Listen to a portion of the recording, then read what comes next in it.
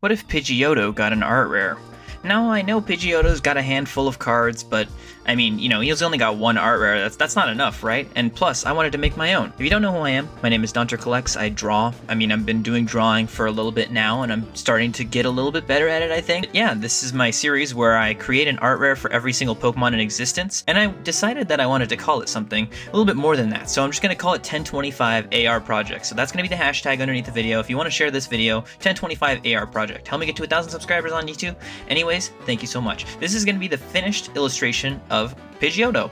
Now, I really like how this illustration came out for a couple reasons. First of all, I think that the idea of the Pokemon kind of being in an area where lighting is a little bit harder because of, it's in the snow, right? It's in a snowstorm. So the idea of lighting in such a foggy, hazy environment is challenging, right?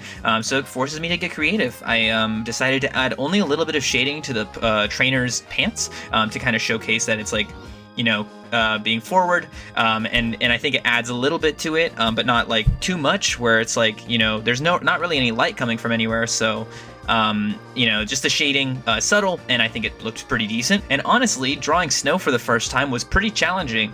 At first I was just adding these little dots, and I felt like it, looked pretty bad because it was just these like teeny tiny uniform dots all around the illustration, and I didn't think that looked good enough. So I decided to kind of mix it up by creating like these lines, creating slightly bigger blobs, making more amorphous shapes to kind of try to give the illusion that the snow is, really forming to their clothing and piling up and adding on into little pieces, right? That was kind of like the main idea. So an area where I think I did a pretty decent job at this is the shoes for the trainer. I think that they look, it looks pretty believable as snow.